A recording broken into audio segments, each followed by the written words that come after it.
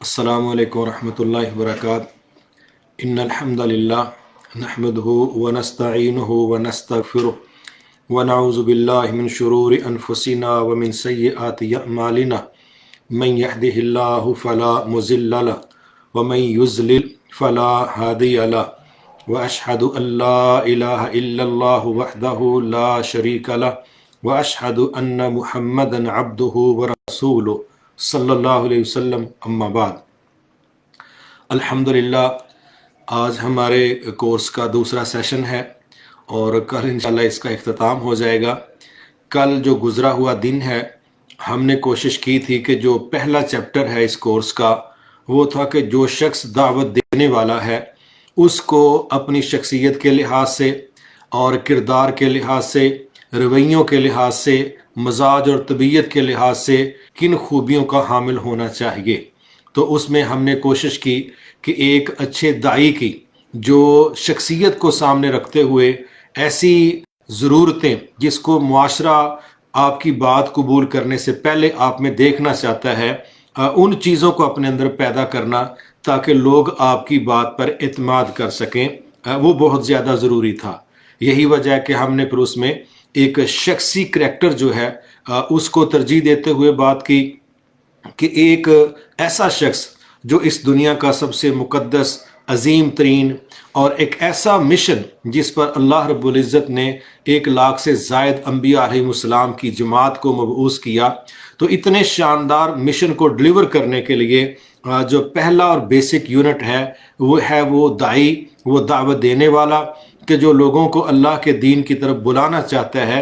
اس میں کچھ چیزوں کا ہونا بہت زیادہ لازمی ہے، جس طرح کہ اس کا سچا ہونا، اس کا صبر و تحمل کا مالک ہونا، اس کا خودداری والا رویہ اختیار کرنا، قناعت والا رویہ ہونا اور اس کا بے نیازی والا مزاج رکھنا، اسی طرح اس کی طبیعت میں تحمل اور بردباری کا ہونا، اسی طرح اس شخص کا سخاوت والا رویہ اختیار کرنا، اس کا سوشل ہونا۔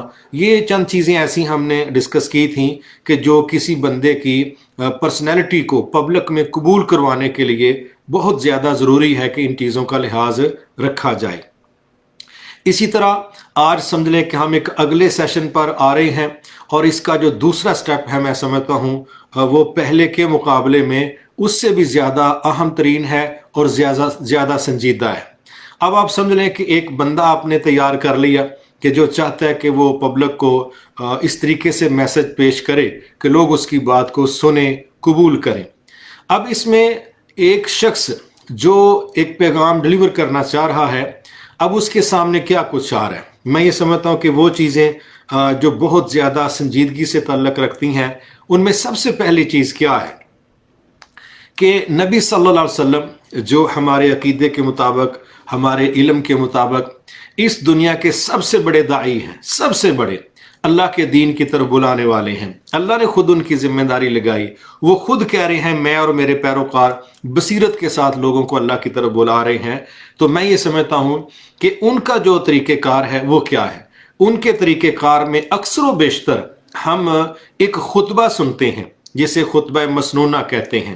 یہ خطبہ نکاح کے موقع پر پڑھا جاتا ہے، یہی خطبہ جو ہے وہ خطبہ جمعۃ المبارک کے لحاظ سے وہاں پڑھا جاتا ہے، یہی وہ خطبہ ہے جب کہیں وعظ و نصیحت کا موقع ہو تو نبی صلی اللہ علیہ وسلم اس خطبے کو پڑھا کرتے تھے۔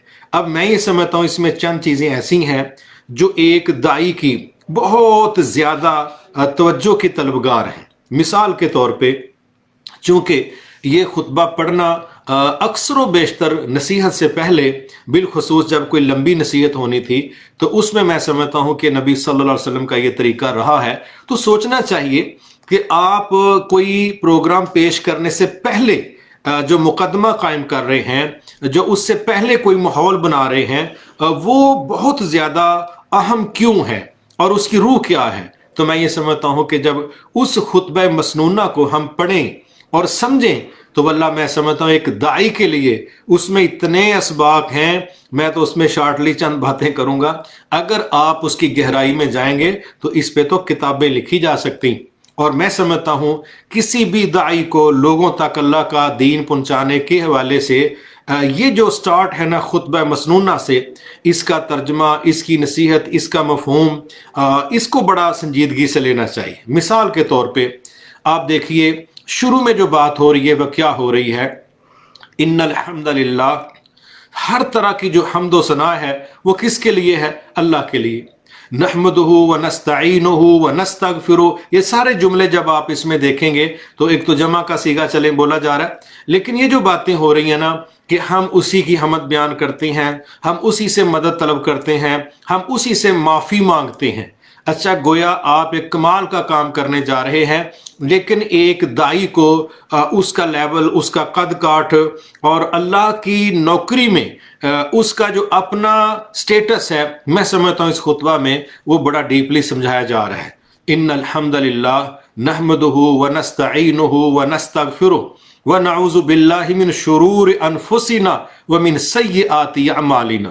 یہ جملہ میں تو سمجھتا ہوں، یقین کیجئے اکثر و بیشتر یہاں تک جو جملہ پڑھنا ہے نا، میں اس کو ایک شاندار ترین دعا سمجھتا ہوں کہ جب کوئی شخص کسی کو دین کی طرف بلانا چاہتا ہے، انسانی مزاج ہے، نفس ہے، شیطان کے گھیرے ہیں، اور انسانی طبیعت میں شہرتوں کی خواہشیں ہیں، پھر اپنے نفس کی شرارتیں آ جاتی ہیں، پھر بندہ جب اپنے نفس کے حوالے ہوتا ہے تو وہ ایکسیڈنٹ کا باعث بنتا ہے۔ لیکن اس میں کیا خوبصورت طریقے سے پہلے اللہ کی حمد بیان کی جا رہی ہے، پھر اللہ تعالیٰ سے استغفار کیا جا رہا ہے، معافی مانگی جا رہی ہے، پھر اس سے مدد مانگی جا رہی ہے۔ یہ کیا چیزیں ہیں؟ اس کا مطلب ہے کہ جو میں مستقبل میں دعوت کا کام کرنے جا رہا ہوں، میرا اس پر یہ عقیدہ ہے کہ اللہ تیری توفیق کے بغیر یہ ممکن نہیں تھا۔ اسی لیے وما توفیقی الا باللہ، اور اسی بنیاد پر یہ انداز کہ لا حول ولا قوت الا باللہ۔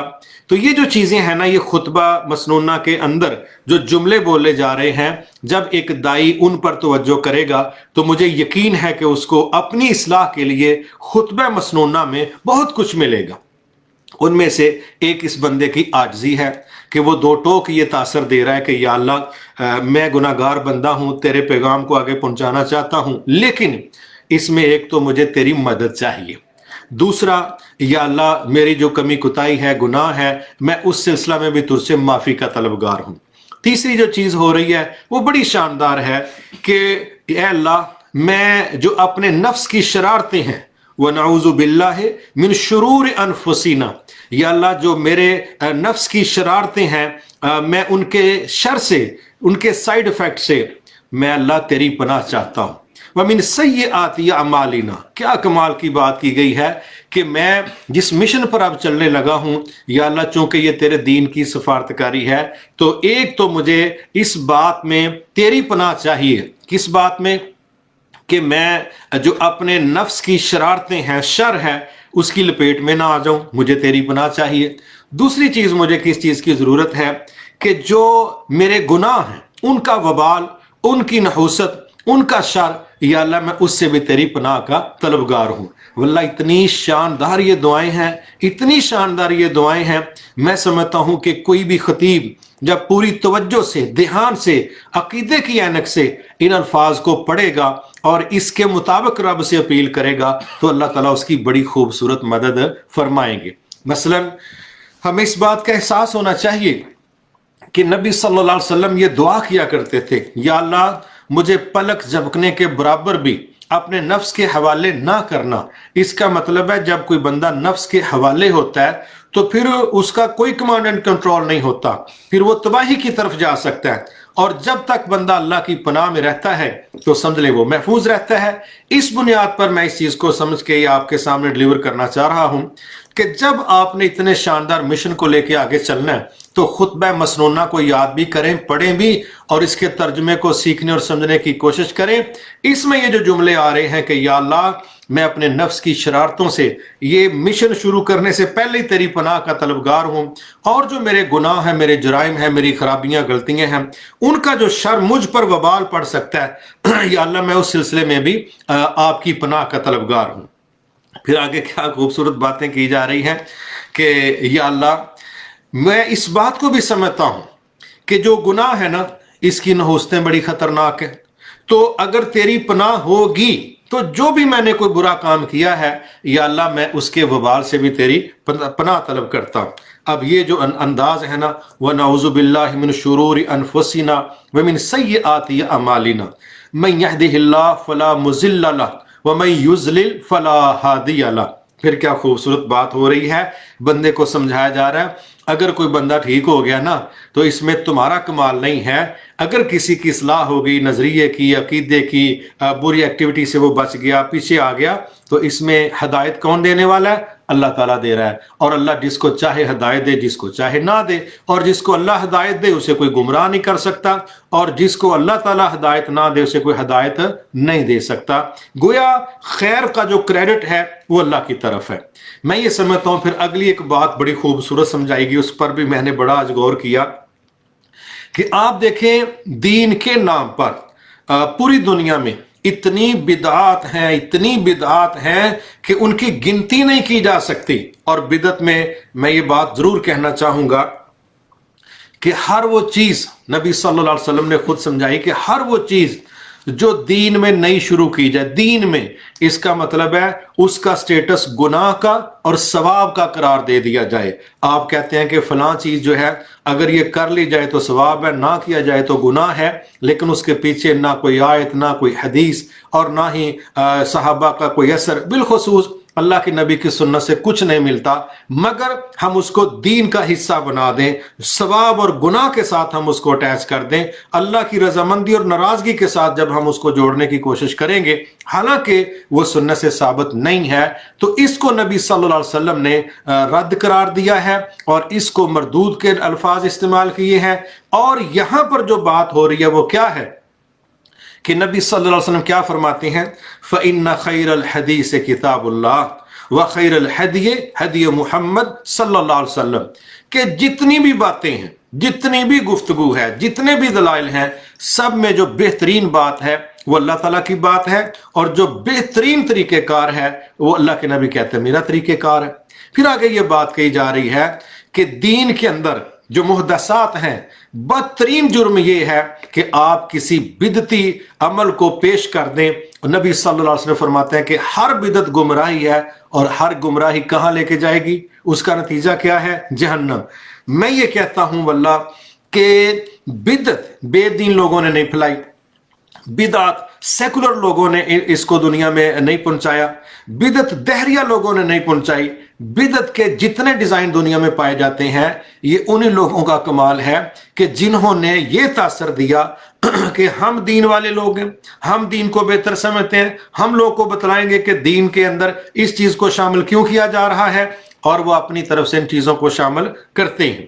میں یہ سمجھتا ہوں کہ اس خطبہ پر جب ایک مخلص بندہ اللہ سے ڈر کے غور کرے گا تو کتنی کمال کی اس کی اصلاح اس خطبے کے اندر ہی ہو جائے گی کہ بھئی میں نے تو لوگوں کو اللہ کے ساتھ بھی جوڑنا ہے، سنت کے ساتھ جوڑنا ہے، اور میں نے لوگوں میں بدعات کو رواج نہیں دینا۔ تو یہ ساری چیزیں اس کے اندر آ جاتی ہیں۔ تو میں یہ سمجھتا ہوں کہ واللہ جتنے بھی داعی حضرات ہیں وہ اللہ کے لیے میری یہ درخواست قبول فرمائیں، کوئی چھوٹا ہے کوئی بڑا ہے، ظاہر اللہ تعالیٰ نے ہر کسی کا مقام رکھا ہے، لیکن اگر آپ چاہتے ہیں آپ ڈی ٹریک نہ ہو، نہ لوگوں کو ڈی ٹریک کریں، آپ خود بھی ہدایت پر رہیں، لوگوں کو بھی ہدایت پر لے کے چلیں، تو مجھے اس بات کا اس خطبہ سے یہ احساس ہے آپ جتنا زیادہ خطبہ مسنونہ کے ایسے نقاط کہ جو ایک ایک لفظ کے اندر اللہ اور اس کے نبی صلی اللہ علیہ وسلم کا تذکرہ کر کے سمجھائے جا رہے ہیں، اس میں عقیدہ بھی ہے، اس میں سنت بھی ہے، اس میں توحید بھی ہے، اس میں عاجزی بھی ہے، اس میں دعوت کا سارا کریڈٹ اللہ کو دیا جا رہا ہے، دلوں کو موڑنے والا بدلنے والا جو کمال ہے اس کا تعلق اللہ کے ساتھ جوڑا جا رہا ہے، اور جتنے بھی فرقہ واریت کے بدعات کے راستے ہیں وہ سارے اس میں بند کیے جا رہے ہیں، اور لوگوں کو یہ تاثر دیا جا رہا ہے اس خطبہ کے اندر کہ لوگوں اگر تم نے دین پر لوگوں کو کھڑا کرنا ہے اور بلانا ہے تو پھر اللہ کی بات بہترین ہے اور نبی صلی اللہ علیہ وسلم کی سنت بہترین ہے، اور محدثات سے اپنے آپ کو بچاؤ کیونکہ یہ بدعات کا راستہ جہنم کا راستہ ہے۔ اللہ تعالی ہم سب کو اس سے محفوظ فرمائے۔ تو یہ پہلی گزارش ہے میری تمام وہ لوگ جو دین کی دعوت کا کام کرتے ہیں یا کرنا چاہتے ہیں کہ وہ اس چیز کو قبول کر لیں۔ اللہ کا واسطہ ہے کہ خطبہ مسنونہ پر 100 دفعہ غور ہوتا ہے تو آپ کریں، جتنے اس کے نقطوں کو سمجھ سکتے ہیں آپ سمجھیں. ایک دائی کو اپنے مستقبل کے پلان سے پہلے خطبہ مسنونہ کے نام پر اپنے اندر جو تبدیلیاں جو احساس پیدا کرنا ضروری ہے وہ سارے نقطے نبی صلی اللہ علیہ وسلم کے خطبہ مسنونہ کے اندر موجود ہیں. تو میں امید کرتا ہوں کہ انشاءاللہ جتنے لوگ دعوت کی فیلڈ سے وابستہ ہیں وہ خطبہ مسنونہ کا جو ترجمہ، اس کی تفسیر، اس کی گہرائی، اس پر پورا غور کریں گے اور اپنے آپ کو اس لیول پر کھڑا کر کے جس میں اللہ تعالیٰ اور اللہ کے نبی صلی اللہ علیہ وسلم داعیان کو کچھ سمجھانا چاہتے ہیں اور وہ سارا کچھ اس میں موجود ہے، وہ جب اس پر غور کریں گے تو مستقبل میں کیا کرنا ہے، میں امید کرتا ہوں کہ یہ خطبہ مسنونہ بے شمار ان کے مسائل کو انشاءاللہ حل کرنے کا باعث بنے گا. پھر اس کے بعد آ جاتا ہے اگلا مرحلہ. اب یہ سٹیپ پہ سٹیپ کہہ لیں کہ جو ہے نا وہ چینج پیدا ہو رہی ہے، نئے موڑ آ رہے ہیں. یہ خطبہ مسنونہ ایک بات تھی. اگلی بات، آپ جس کو سمجھانا چاہ رہے ہیں، آپ جس کو سمجھانا چاہ رہے ہیں، آپ جس کو دعوت دینا چاہ رہے ہیں، اس کے حوالے سے ایک بہت اہم نقطہ یہ ہے کہ میں نے نبی صلی اللہ علیہ وسلم کو دعوت کے میدان میں میری جو معلومات ہیں لوگوں کی تذلیل کرتے ہوئے نہیں دیکھا.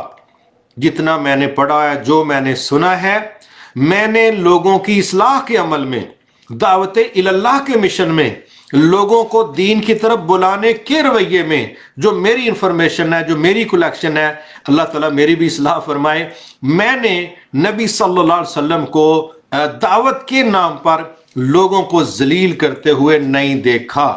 میری معلومات کے مطابق نبی صلی اللہ علیہ وسلم کا مسلسل یہ طریقہ کار رہا ہے کہ آپ ان لوگوں کو پروٹوکول دیتے تھے جن کو آپ نے دعوت دینا ہوتی تھی. آپ لوگوں کی عزت میں اضافہ کرتے تھے اور ان کو ایسے ایسے انداز اختیار کر کے محسوس کرواتے تھے کہ وہ بہت اہم لوگ ہیں، بڑے باعزت لوگ ہیں، بڑے دنیا کے اندر ایک اچھا امیج رکھنے والے لوگ ہیں. کیوں؟ جب تک آپ مخاطب شخص کو عزت نہیں دیں گے تو یاد رکھیے گا بے عزتی کے نام پر، صاف بات ہے، دنیا آیات کو، احادیث کو اس طریقے سے قبول نہیں کرتی جس طریقے سے بعض اوقات ہم لوگ اگلے کی کلاس لگانے کے نام پر اس کو ایک ایسی تذلیل کے راستے پر چلا دیتے ہیں کہ ہم یہ سمجھ رہے ہوتے ہیں کہ شاید ہم اس کو صحیح کر رہے ہیں. لیکن جہاں بندے کو یہ کلیئر ہو جائے کہ جناب اصلاح کے نام پر میری بے عزتی کی جا رہی ہے، میرا یہ گمان ہے، میرا یہ مشاہدہ ہے، پھر وہاں لوگ رد عمل منفی زیادہ دیتے ہیں اور قرآن و حدیث کے نام پر وہ آپ کا غصہ جو ہے اس کو قبول نہیں کرتے. یہی وجہ ہے کہ نبی صلی اللہ علیہ وسلم اکثر و بیشتر جب نصیحت کرتے تو نامینیشن کے بغیر کرتے. مثلا اگر کسی سے غلطی ہو گئی ہے تو آپ ان کا نام لے کے کھڑے کر کے نہیں بڑے مجمع میں کہتے تھے کہ تو نے فلانا برا کام کیا، یہ غلط کام کیا. نہیں، آپ کیا جملے بولتے، اتقولون کذا و کذا، لوگوں تمہیں کیا ہو گیا، تم ایسی ویسی باتیں کرتے ہو. بندے کا نام بھی نہیں لیا، ٹھیک ہے، مینشن نہیں کیا کہ کون سا شخص ہے. اور اسی طرح کئی مواقع ایسے کہ جہاں آپ نے نصیحت کرنا ہوتی تھی، میں نے دیکھا ہے کہ آپ نے جگہ جگہ لوگوں کو پہلے عزت دی ہے، پروٹوکول دیا ہے، اس کے بعد آپ نے اپنا پیغام رکھا. یار اس سے بڑھ کے اور کیا ہو سکتا ہے کہ آپ خطوط لکھ رہے ہیں. نبی صلی اللہ علیہ وسلم کے جو خطوط بادشاہوں کو گئے ہیں، ذرا ان کو پڑھ کے تو دیکھیں وہاں کس طرح کے الفاظ بعض جگہوں پر استعمال کیے گئے. عظیم سلطنت فلاں فلاں کے حکمران کے نام. عظیم سلطنت یعنی اس کو بتایا جا رہا ہے کہ آپ کی جو ٹیریٹری ہے وہ چھوٹی نہیں ہے، آپ ایک بہت بڑی سلطنت کے مالک ہیں، وارث ہیں، بادشاہ ہیں، ذمہ دار ہیں. اچھا، جب آپ کسی کو پہلے یہ محسوس کروائیں کہ بھئی اس بندے کی آپ کے نزدیک ایک حیثیت ہے تو وہ نہ فوری طور پر آپ کو حیثیت دینا شروع کر دیتا ہے، وہ آپ کی بات کو سننا شروع کر دیتا ہے، وہ توجہ بڑھا دیتا ہے. اور جب آپ اس بندے کو تذلیل کے ساتھ مخاطب کریں تو میرا خیال ہے کہ وہ بندہ پہلے ہی اپنے ذہن میں ایک لائن لگا لیتا ہے کہ یہ بندہ میرا مخالف ہے اور اس کو میری عزت قبول نہیں ہے، یہ جیلسی فیل کرتا ہے اور یہ میرے خلاف کھڑا ہے، تو میں نے اس کی بات پر عمل نہیں کرنا۔ ہو سکتا ہے مجبوراً وہ سن لے، لیکن اگر آپ یہ کہیں کہ وہ آپ کی بات پر تبدیل ہو جائے خیر کے حوالے سے، تو میرا خیال ہے شاید یہ مشکل ہے۔ تو یہ پہلی چیز جو ہے، جن لوگوں کو آپ نے دعوت دینا ہے، جن لوگوں کو آپ نے تبدیل کرنا ہے، جن لوگوں کو اللہ کے دین کی طرف بلانا اور جوڑنا ہے، میں یہ سمجھتا ہوں کہ اس میں ایک بہت بنیادی ذمہ داری یہ ہے کہ کیا ہم ایسے لوازمات، کیا ہم ایسی ذمہ داریاں، کیا ہم ایسے اسباب اختیار کرتے ہیں کہ جن کی اصلاح کرنی ہے وہ محسوس کریں کہ مجھے عزت دی گئی ہے۔ میں اس کی ایک اور مثال دیتا ہوں۔ آپ ایسے ہی سمجھیں کہ پروگراموں میں کیا ہم بیٹھنے کے لیے بعض اوقات کرسیوں کا اہتمام نہیں کرتے؟ کیا بعض اوقات صوفوں کا اہتمام نہیں کرتے؟ کیا بعض اوقات اچھے کھانے کا اہتمام نہیں کرتے؟ کیا بہترین ساؤنڈ سسٹم کا اہتمام نہیں کرتے؟ کیا ہم باہر سے جا کے دروازے سے لوگوں کو وصول نہیں کرتے؟ کیا دروازے تک چھوڑنے نہیں جاتے؟ یہ سارے وہ رویے ہیں، آپ جس کو بدلنا چاہتے ہیں آپ اس کو عزت دے رہے ہیں۔ تو یہ ہوم ورک سمجھیں کہ آپ نے جب کسی کو تبدیل کرنے کی کوشش کرنی ہے تو آپ نے اس کو عزت دینی ہے۔ اب عزت دینے کے لیے آپ کیا کیا کر سکتے ہیں، یہ پھر آپ پہ ڈیپینڈ کرتا ہے۔ اس میں تحائف دیے جا سکتے ہیں، اچھے نام سے پکارا جا سکتا ہے، آگے بڑھ کے ریسیو کیا جا سکتا ہے، اچھا کھانا دیا جا سکتا ہے، صاف ستھری جگہ پر بٹھایا جا سکتا ہے، اور ایسے جملے بولے جا سکتے ہیں جس میں وہ محسوس کرے کہ میرا تعارف اہل مجلس کو بہت اچھا پہنچ گیا ہے۔ آپ عزت دینے والا رویہ جب اختیار کریں گے، میں یقین سے کہتا ہوں اگلا بندہ آپ کی بات کو بہت دھیان سے سنے گا اور وہ فیصلہ کر لے گا کہ جب مجھے یہ عزت دے رہا ہے تو میں نے اس کو عزت دینی ہے، اس کی بات سن کے، اس کی بات کو مان کے۔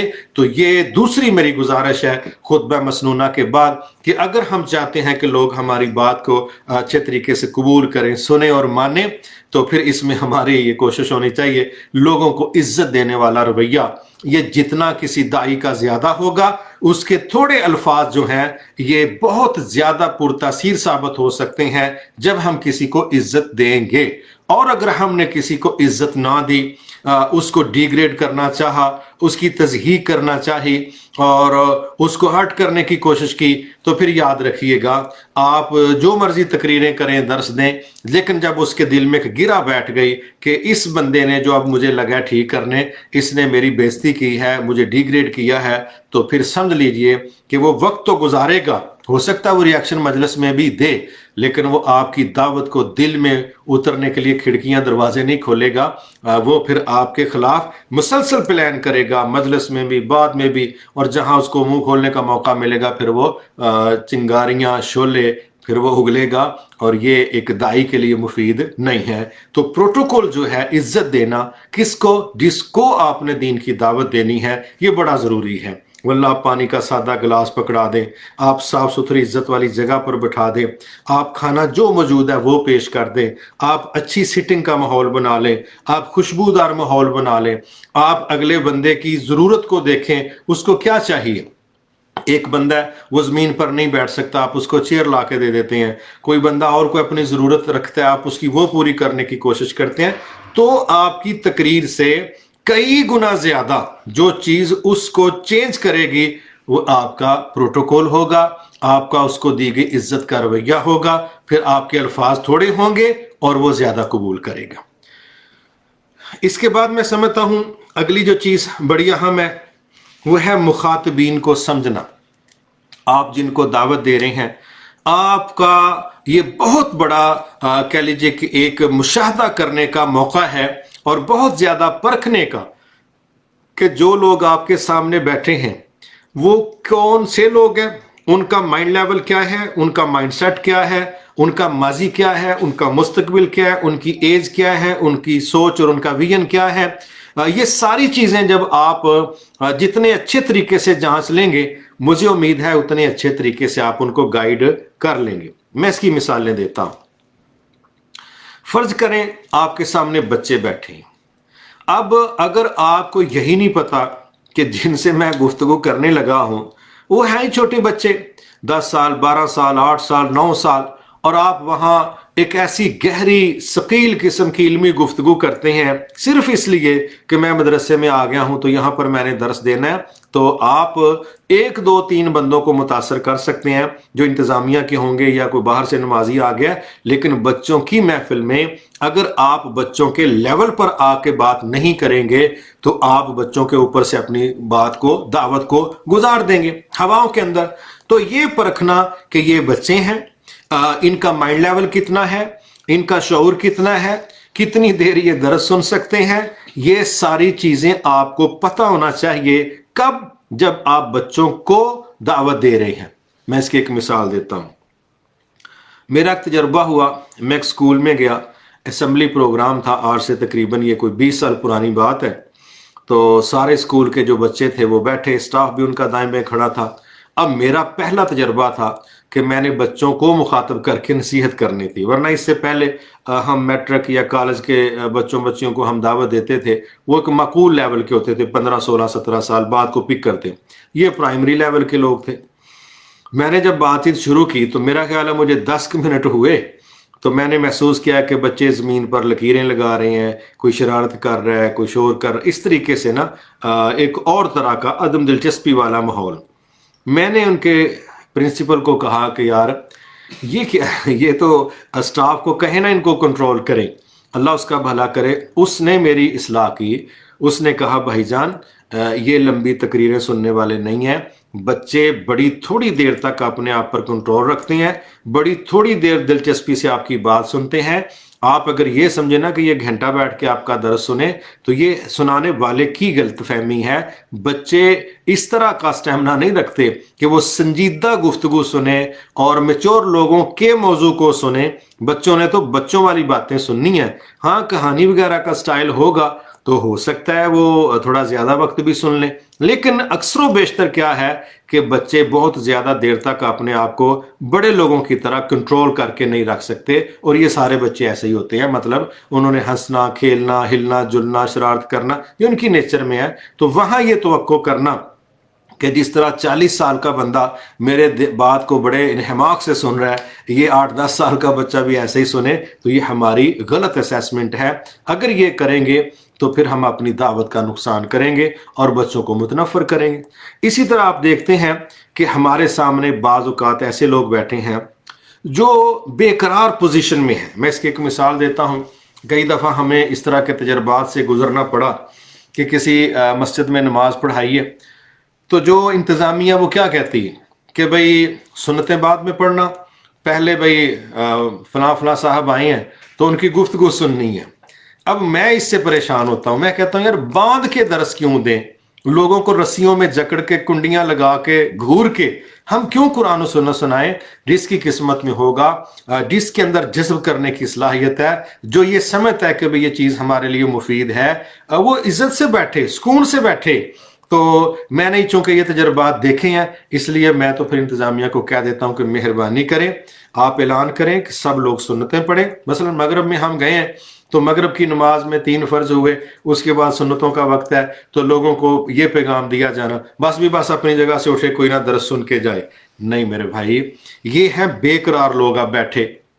ان میں کئی ہوں گے انہوں نے کسی کے ساتھ کوئی وقت کا وعدہ کیا ہوگا، کہ کوئی بندہ ایسا ہوگا جس نے جا کے دکان کھولنی ہے، کوئی بندہ ایسا ہوگا جو زیادہ دیر نہیں بیٹھ سکتا۔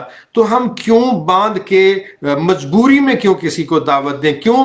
یہ جو ایک ایسی سچویشن ہے جس میں دل اپنے کام کے ساتھ اٹکا ہوا ہے، جسم اس بیچارے کا نماز پڑھنے آیا تھا، ہم اس کو گھیرا ڈال کے کریک ڈاؤن کر کے کہتے ہیں درس پورا سن کے جانا ہی۔ بھائی وہ درس نہیں سنتا، وہ اس وقت ایک بے قراری کی کیفیت میں، ایک ایسی تلخ سچویشن میں ہوتا ہے جس میں نفرت تو بڑھتی ہے، درس سننے والی توجہ نہیں ہوتی۔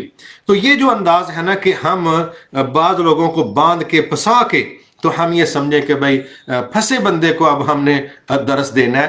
یہ درس دینے والا تو شاید تھوڑا ہولا ہو ہی جائے، لیکن سننے والا بیچارہ اس کی طبیعت میں بوجھ آئے گا۔ اور ہم نے دعوت سے لوگوں کو اکتاہٹ کی طرف لے کے نہیں جانا۔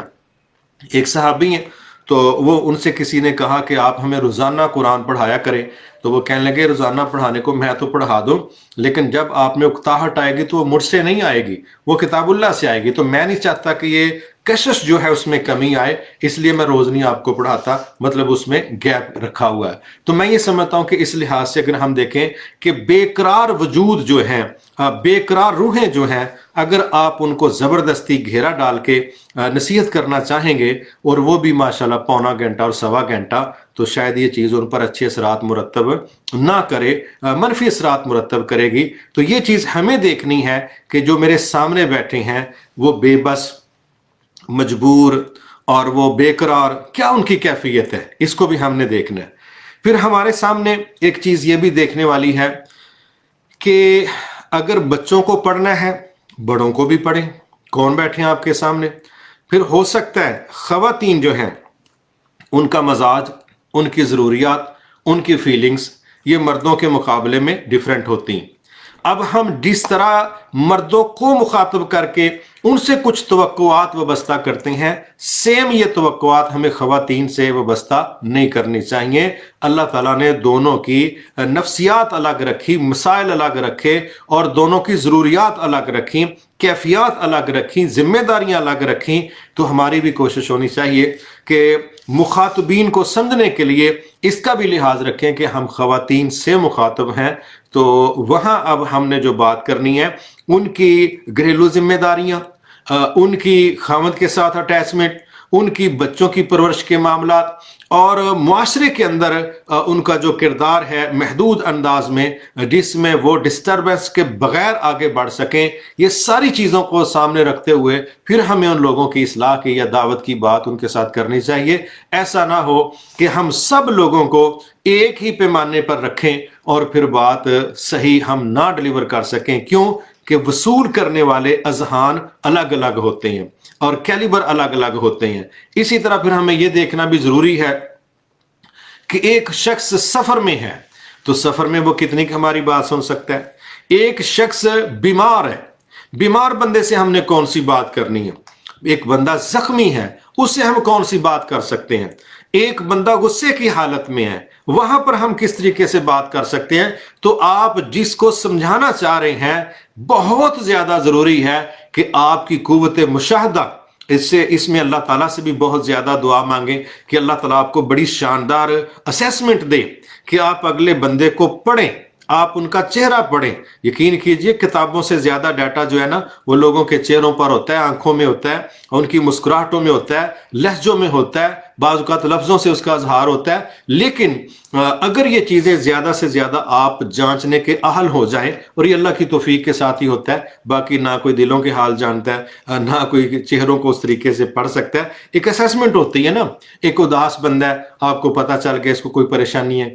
एक बंदे की हंसी बार बार निकल रही है, मुस्कुराहटें होंठों पे फैल रही हैं, आप उससे महसूस करते हैं कि बंदा लगता है खुश खुश है। तो ये जनरल जितना इंसान कर सकता है, गोया बंदे को पढ़ के जब आप बात करेंगे आपकी बात ठीक हो जाएगी। ऐसा ना हो कि आपको माहौल का सही अंदाजा ना हो। मसलन आप जो जनाजे में खड़े हैं तो आपको किसने कहा है कि यहां कह के लगा के बात करो, हाथों पे हाथ मार के बात करो, तालियां बजा के बात करो और यहां पर आप शादी की बातें करो? नहीं भाई, आप सिचुएशन देखें किस तरह की है। अगर आपकी सिचुएशन दुरुस्त नहीं है और जिसके मुताबिक आपको बात करना चाहिए, यानी सिचुएशन के बरक्स आप बात करते हैं, आप अपनी दावत का नुकसान करेंगे। इसी तरह शादी का मौका है और वहां जाहिर है चेहरे फ्रेश होते हैं, खुशी वाली फिजा होती है, तो अब आप यहां फौतगी वाला माहौल बना दें तो ये आपकी मिस एडजस्टमेंट है या मिसअंडरस्टैंडिंग है या मिसमैनेजमेंट है। ऐसा नहीं होना चाहिए। तो आपने मुखातबीन को समझना है, माहौल को भी समझना है। जो बंदा जितना ज्यादा मुखातबीन को समझ के बात करेगा उतना वो अपनी दावत को मौसर बना जाएगा। मैं इसकी एक मिसाल देता हूं कि नबी सल्लल्लाहु अलैहि वसल्लम जब लोगों को नसीहत करते तो आपके सामने मुख्तलिफ लेवल के लोग होते। अब अल्लाह ताला के सामने भी चूंकि उसकी मखलूक है, मुख्तलिफ किस्म के उनके लेवल हैं। वल्लाह कितना अच्छा लगता है जब उसके लेवल पर आके आप बात करते हैं। मैं इसकी दो मिसालें देता हूं, मुझे उससे बड़ा फायदा हुआ। एक मिसाल है, इस दुनिया में सबसे बड़ा जो नेकी वाला काम है نبی صلی اللہ علیہ وسلم سے پوچھا گیا سب سے بڑا نیکی والا کام کیا ہے؟ وہ یہ سوچ ہے لا الہ الا اللہ، یہ سب سے بڑا نیکی کا کام ہے کہ لوگ اللہ پر ایمان لے آئیں۔ اور پوچھا گیا سب سے بڑا جرم کون سا ہے؟ فرمایا اللہ کے ساتھ کسی کو شریک کرنا۔ اب یہاں میں یہ بات کرنا چاہتا ہوں، سب سے بڑا نیکی کا کام اور سب سے بڑا گناہ کا کام، یعنی شرک سب سے بڑا گناہ، توحید سب سے بڑی نیکی، اللہ پر ایمان۔ اب اس کیس کو سمجھانے کے لیے اللہ رب العزت نے جو بادشاہ لیول کے لوگ ہیں ان کو الگ طریقے سے سمجھایا، اور جو غلام ہیں اس دور کے، جو کہہ لیں کہ معاشرے میں وہ بیچارے فیل کرتے ہیں کہ ہمارا سٹیٹس نہیں ہے، اس لحاظ سے ذہنوں میں بھی نسبتاً ایک فرق ہوتا ہے۔ تو آپ اندازہ کریں کہ اللہ تعالیٰ غلاموں کو ایک ہی مسئلہ الگ طریقے سے سمجھا رہے ہیں، حالانکہ مسئلہ ایک ہی ہے، سب کو ایک طریقے سے کہا جا سکتا ہے، لیکن نہیں۔ بادشاہوں کو اللہ تعالیٰ نے جب توحید پڑھائی تو ان کو کیا کہا؟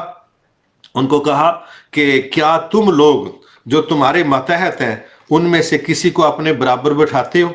اپنے برابر چیزوں کا مالک بنا دینا، پراپرٹی میں برابری کا حصہ دینا، جس طرح کہ خود تم مالک ہو، تم جو مالک ہو 1 ارب روپے کے، تو تم میں سے کون ہے جو 50 ارب اپنے ملازم کو دے دیتا ہے؟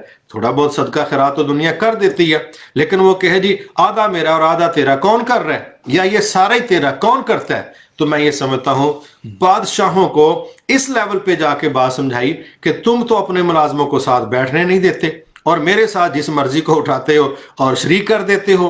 اور غلاموں کو جب یہ بات سمجھائی تو کہا وہ غلام بہتر ہے جس کے 2 آقا ہیں، یا وہ غلام بہتر ہے جس کا 1 آقا ہے۔ دیکھیں ان کے مائنڈ سیٹ کے لیول پر آ کے بات کی جا رہی کہ غلام ہے، اس نے تو بیچارے نے غلامی کرنی ہے۔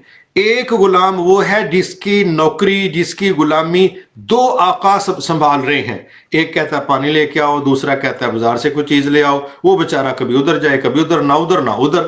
اور ایک وہ غلام ہے جس کا 1 آقا ہے۔ کتنے کمال کا آسان طریقہ ہے، ایک بندہ کہتا ہے پہلے پانی لے آؤ، اس کے بعد کہتا ہے جاؤ بازار میں چلے جاؤ۔ تو ایک آقا کو ڈیل کرنا ایک غلام کے لیے کتنا آسان ہے، اور ایک غلام کے لیے 2 آقاؤں کو ڈیل کرنا کتنا مشکل ہے۔ تو اللہ نے جب توحید کی مثال دی تو غلاموں کو الگ انداز میں سمجھایا، بادشاہوں کو الگ انداز میں سمجھایا۔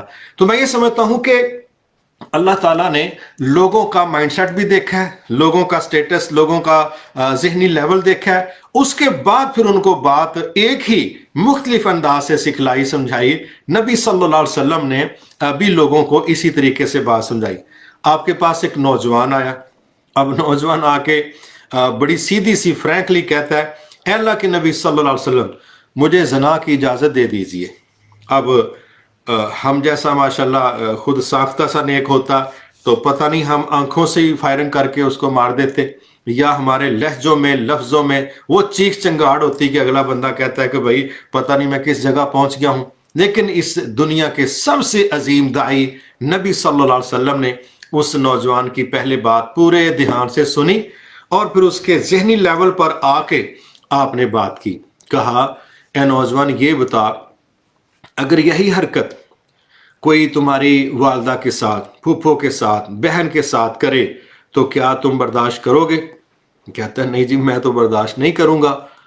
تو آپ نے کہا جس سے تو یہ برائی کرنا چاہتا ہے وہ بھی تو کسی کی ماں، بہن، بیوی، بیٹی ہوگی، آخر اس کا بھی تو رشتہ کسی سے ہوگا۔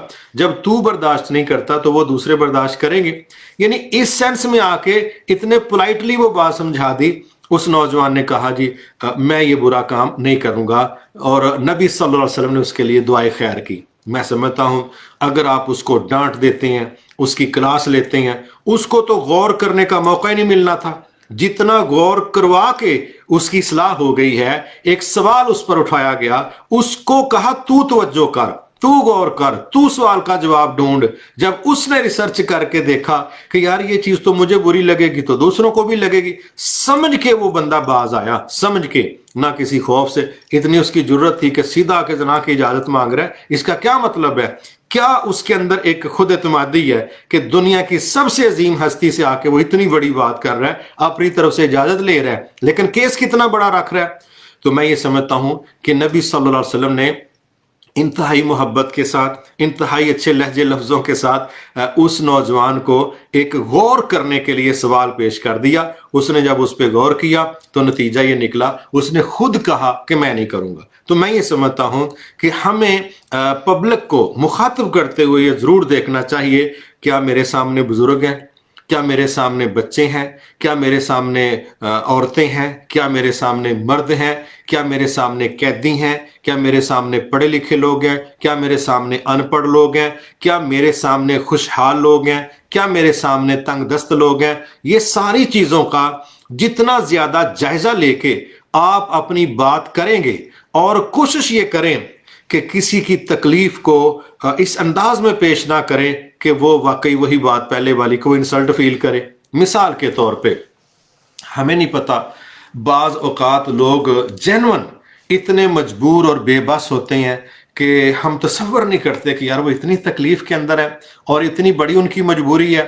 یقین کیجئے کہ وہ بیچارے بڑی شرمندگی کے ساتھ سامنے بیٹھتے ہیں، اور بعض بندے ان کو مذاق کا ہدف بنا کے تو اس طرح کی باتیں کر دیتے ہیں کہ وہ بیچارہ ساری زندگی دل میں ایک تکلیف لیے پھرتا ہے کہ یار میں تو ایک دین والے ماحول میں گیا تھا تو میرا تو انہوں نے خوب مذاق اڑایا۔ تو میں سمجھتا ہوں کہ ہمیں جس طرح کا بندہ غریب آگے نا، تو میں سمجھتا ہوں کہ غربا کے سامنے ہمیں اس طرح کی نصیحت کرنی چاہیے کہ جس میں نبی صلی اللہ علیہ وسلم نے کمزور ترین معاشی حالات کے اندر سروائیو کیا، اللہ کا شکر ادا کیا، اور غریبی کو نیگیٹو سینس میں پیش ہم نہ کریں، بلکہ ہم حوصلے والی بات اور ان سے زیادہ تکلیف والے لوگوں کی بات کر کے ان کو سمجھائیں کہ اللہ نے تمہیں ابھی بھی کروڑوں لوگوں پر فضیلت دی ہے، موقع دیا ہے، بہت بڑی دولت ایمان کی اللہ نے تمہارے سینے میں رکھی ہے۔ گویا حوصلہ افزائی والا انداز ان کے ساتھ ہم رکھیں تاکہ وہ بیچارے یہ نہ سمجھیں کہ یار ہم غریب کیا ہوئے، ہماری تو کسی جگہ عزت ہی نہیں۔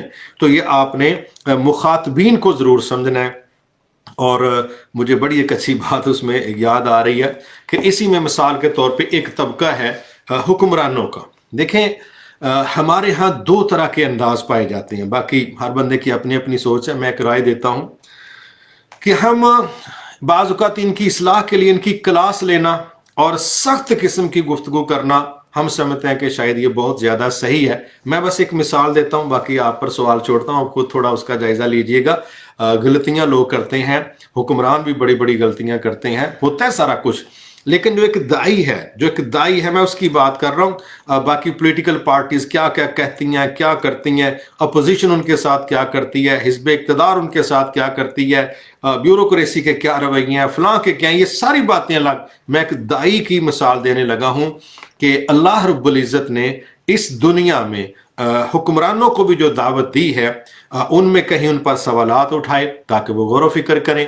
اور ایک جگہ ایسی ہے، فرض کریں اس دنیا کا ایک معروف حکمران ہے، دنیا اس کو فرعون کے نام سے جانتی ہے، تو ہے وہ اپنے دور کا حکمران، اور اس نے ایک اور بڑا جرم یہ کیا کہ اس نے اللہ کے مقابلے میں کہا انا ربکم الاعلی، پبلک کو پیغام دیا، بیانیہ دیا، سوچ دی، پالیسی دی کہ تمہارا سب سے اعلیٰ رب میں ہوں، میں ہی تمہارا رب ہوں۔ تو اب یہ واحد شخص ہے جس نے اللہ کے سامنے اپنے آپ کو مقابلے میں خود رب کے نام سے متعارف کروانے کی کوشش کی ہے۔ تو یہ سارا مطلب غلط موقف تھا، لیکن اس کی یہ جو سوچ ہے اب یہ ڈائریکٹ اللہ تعالیٰ کے مقابلے کی تھی، مگر اس کی اصلاح کے لیے اللہ تعالیٰ نے اپنے نبی موسیٰ علیہ السلام کو جب بھیجا کہ جائیں آپ ان کو ڈیل کریں، ان کو پیغام دیں، میرا منہج اس کے سامنے رکھیں، تو وہاں اللہ تعالیٰ نے دائی ہونے کے ناطے موسیٰ علیہ السلام کو جو ڈیزائن دیا، جو ڈکٹیشنز دی ہیں، ان میں کیا تھا؟ فَقُولَ لَهُ قَوْلًا لَيِّنًا، اے موسیٰ علیہ السلام آپ نے جب فرعون سے گفتگو کرنی ہے تو آپ کی بات میں نرمی، ملائمت یہ ہونی چاہیے، کھردرا پن نہ ہو، سختی نہ ہو۔ اب میں یہ کہنا چاہتا ہوں کہ ایک حکمران کو دعوت دی جا رہی ہے اور وہ بندہ ایسا ہے جس نے بہت بڑا تکبر کا مظاہرہ کیا، اور اس کے مقابلے میں اللہ تعالیٰ اپنے رسول کو، نبی کو بھیج رہے ہیں اور اپنے نبی کو کہہ رہے ہیں آپ کی بات میں سختی نہیں ہونی چاہیے، نرمی ہونی چاہیے، ملائمت ہونی چاہیے، شاید کہ وہ ہدایت پا جائے۔ میں یہ سمجھتا ہوں اس لحاظ سے بھی تھوڑا ہم اس چیز کو دیکھیں۔ ایک دائی کی بات کر رہا ہوں، پولیٹیکل پارٹیز کی بات نہیں کر رہا۔ ایک دائی جب کسی کو دین کی طرف لے کے آنا چاہتا ہے تو میں سمجھتا ہوں آج بھی، کل بھی، پرسوں بھی، جو طریقہ اللہ کا ہے وہی صحیح ہے، جو طریقہ رسول اللہ صلی اللہ علیہ وسلم کا ہے وہی طریقہ صحیح ہے۔ تو یہ چیز بھی ہمیں دیکھنی ہے کہ ہمارے سامنے کون ہے۔ اس لحاظ سے جتنا آپ یہ دھیان رکھیں گے کہ میں دائی ہوں اللہ کے دین کا۔ دیکھیں نا، دنیا میں لوگ جس کمپنی کے ملازم ہوتے ہیں یا امپلائی ہوتے ہیں تو کیا وہ اس کمپنی کی ڈکٹیشنز، قاعدے ضوابط کا لحاظ نہیں رکھتے کہ اس کمپنی کا رول کیا ہے؟ ایسا نہ ہو دعوت ہم نے اللہ کے دین کی دینی ہے اور اللہ کے ہی رولز کی وائلیشن کریں گے، تو بتاؤ پھر ہم اپنی نوکری یا اپنے پروفیشن کے ساتھ ہم کون سا انصاف کر رہے ہیں؟ جس کا دین ہے طریقہ بھی اس کا استعمال کریں گے تو مجھے امید ہے وہ رب بھی راضی ہوگا، اور انشاءاللہ دل اس کے قبضے میں ہے، وہ آپ کی حوصلہ افزائی کے لیے لوگوں کی اصلاح بھی کرے گا۔ کچھ نہیں ہوگا، کم از کم آپ غیر مہذب نہیں کہلائیں گے۔ تو یہ میں نے چند مثالیں اس لیے دی ہیں کہ ایک بہترین دائی وہ ہے کہ جن سے مخاطب ہے وہ اپنے مخاطبین کو زیادہ سے زیادہ پڑھ جائے، سمجھ جائے ان کی نفسیات، ان کے مزاج، ان کی ضروریات، ان کی مجبوریاں، ان کی پریشانیاں، وہ جتنا سوچ سمجھ کے پڑھ کے انشاءاللہ ان کو نصیحت کرے گا۔ مجھے امید ہے کہ اللہ تعالیٰ اس بندے کی بات میں زیادہ بہتری پیدا کر دے گا۔ پھر آگے آ جاتے ہیں ہم، وہ ایک بڑی خوبصورت بات ہے، اس کو بھی ہمیں تھوڑا سمجھنا چاہیے۔ وہ بات یہ ہے کہ ایک دائی کا کام کیا ہے کہ قرآن و سنت کو لوگوں کے مائنڈ لیول کے مطابق آسان کر کے پیش کرے، آسان کر کے پیش کرے۔ اللہ تعالیٰ نے بھی فرمایا وَلَقَدْ يَسَّرْنَا الْقُرْآنَ لِلذِّكْرِ فَهَلْ مِن مُدَّكِرٍ، کہ ہم نے اس قرآن کو پڑھنے والوں کے لیے آسان کر کے پیش کیا، کوئی ہے جو تم میں سے نصیحت پکڑے؟ تو اللہ تعالیٰ سے بڑھ کے تو کوئی سکھانے والا ہے نہیں۔ تو میں یہ سمجھتا ہوں کہ یہ جو طریقہ کار ہے کہ کئی چیزیں ایسی ہوتی ہیں، کئی احکامات ایسے ہوتے ہیں کہ وہ سمجھنا عام بندے کے لیے ذرا مشکل ہوتا ہے۔ تو ایک اچھے دائی کی یہ خوبی ہے کہ وہ آسان کر کے پیش کرتا ہے قرآن و حدیث کو۔ یہ تفسیر کا تعلق بھی آسانی پیدا کرنے کے لیے، ترجمے کا تعلق بھی آسانی پیدا کرنے کے لیے، اور جو مادری زبان کا استعمال ہے یہ بھی کہہ لیجئے کہ آسانی پیدا کرنے کے لیے، مثالوں کا جو استعمال ہے یہ بھی آسانی پیدا کرنے کے لیے، باڈی لینگویج جو ہے اور حرکات و سکنات جو ہیں جسم کی اعضاء کی، یہ بھی آسانی پیدا کرنے کے لیے، شکلوں کا، لکیروں کا استعمال کرنا، آوازوں کا استعمال کرنا، یہ ساری چیزیں کیا ہیں؟ آسان کر کے پیش کرنا۔ ایک بہترین دائی وہ ہے کہ جو قرآن و سنت کے معاملات کو آسان کر کے پیش کرے۔ آسان کر کے پیش کرنے کے لیے جو ذرائع اسباب استعمال ہو سکتے ہیں، میں نے اس کی چند مثالیں دے دی ہیں، ان کا استعمال کر کے اس کی ذمہ داری ہے کہ وہ آسان کر کے پیش کرے تاکہ بات لوگوں کو آسانی کے ساتھ سمجھ آ جائے۔